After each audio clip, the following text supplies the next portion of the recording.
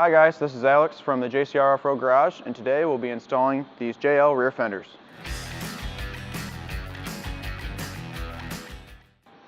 So we're going to start by removing this factory plastic inner fender here, and to start we'll take out these 4 Christmas tree clips.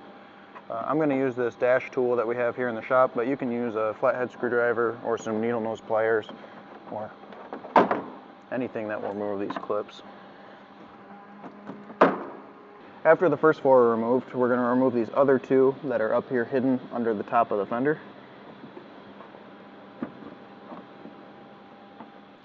Now that the inner fender clips are uninstalled, we can remove this as one piece with the inner and outer fender still together. We'll do that by just pulling up and out against the Jeep, and these plastic clips that hold the fender in should let go. You may break a few of them, but lucky for us, we're throwing this away.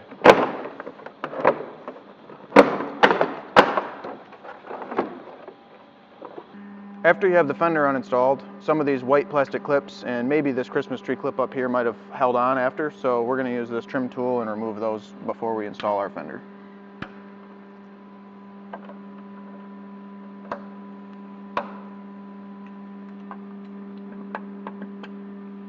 After you remove the stock inner and outer fender, if you're choosing to reuse the stock plastic inner fender, you can drill out these 8 plastic rivets with a small 1/8 inch drill bit, and then separate your stock inner fender.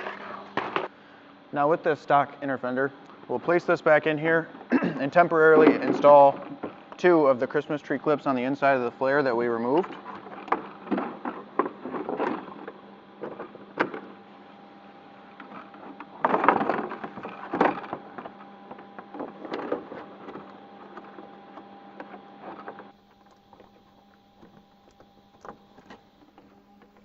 And now we can mark this to use with our fender.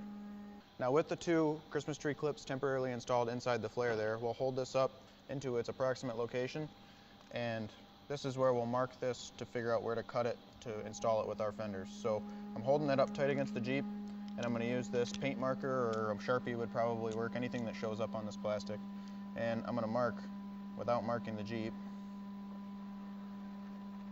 right down the body line. Now I'm going to leave part of this bump here to mount the inner. So I'm going to mark up this ridge and be sure that I leave just this surface of the inner fender. Now I'll continue marking.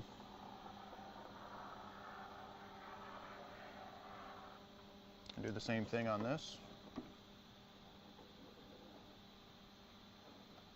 Now I'm going to go ahead and pull this thing out and cut it on the line so we can reinstall it.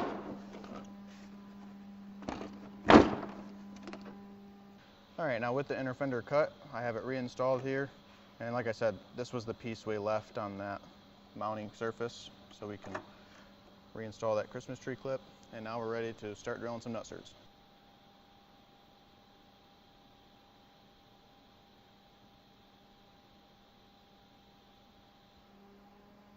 So now that we have the stock inner fender cut and back reinstalled, we're going to drill our holes for our fender to be installed with our nutserts.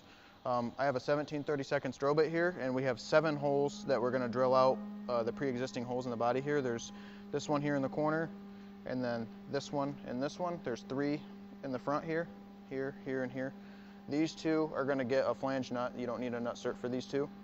And then back here, 1, 2, 3, and 4 will all get drilled out. So I'm going to start doing that now.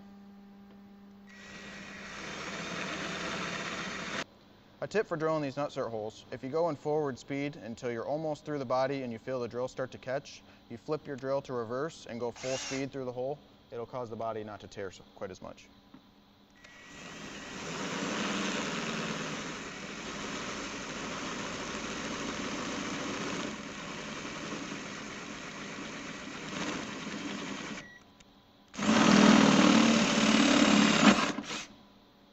Alright, now that I have the 7 holes drilled out to 17/32, I'm going to use this supplied nutsert tool to install the nutserts in those 7 holes. When you're doing this, you're going to want to apply a small bead of RTV to the base of the nutsert, and that's going to seal up the connection between the nutsert and the Jeep. So now I'm going to use a 1/2 inch socket with an 11/16 end wrench. Push the nutsert all the way tight against the Jeep. I'm going to use an 11/16 end wrench to hold the nut, and then tighten up this 1/2 inch bolt until I feel the nutsert crush completely. When I'm doing this, I'm holding the head of the ratchet. I don't have my hands way out here. You don't want this nutsert to get crooked or it won't line up with the hole in the fender.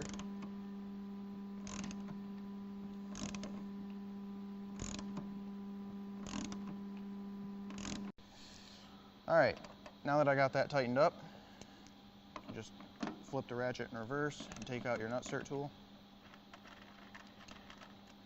If I did that correctly, the threaded portion of the nutsert should be perfectly centered, and we should have got a nice even crush. Looks good. Let's move on to the other 6.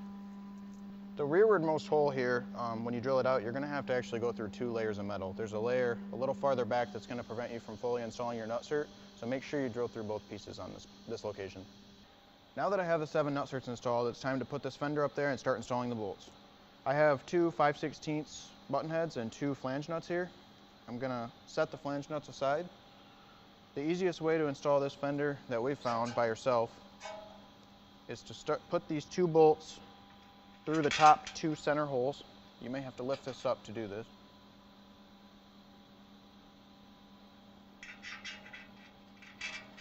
And once you have them through, you can hang this fender by the top 2 holes long enough to start your flange nuts on the back side.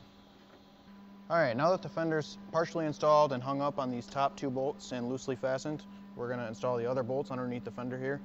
In your hardware pack, you'll notice you have 2 1-inch long bolts and the rest are 3/4 inch long. The longer bolts are going to go in this frontmost location here. The way the Jeep curves in, there's a bit of a gap here, so to get this bolt started, having the longer bolt will help get that secured. So I'm just going to loosely install that, and then I'm going to move around from one side to the other and get all these bolts started.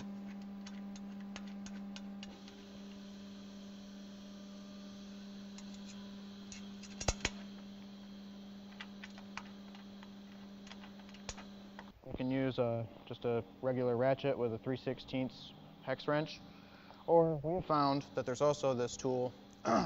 It's a 1/4 inch ratchet wrench, but it accepts these universal bits, and we have a 3/16 bit in there, and this is a ratcheting wrench, so it helps you get in a lot tighter spaces.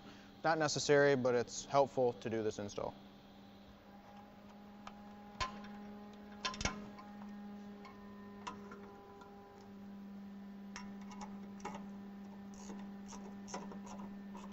I'm just going to tighten these down until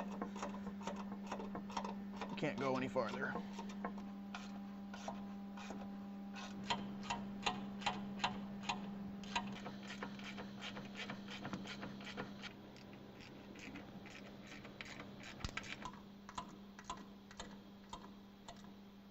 Alright guys, now that you got all the bolts installed, go back through one more time, verify they're all tight, and make sure you put anti-seize on all the bolts that go into a nutsert.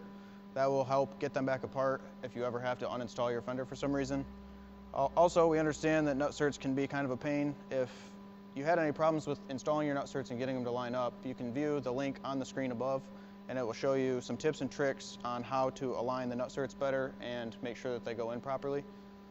Other than that, if you have any issues with this install or any other install, you can give us a call at 269-353-1184, or you can email us at tech@jcroffroad.com.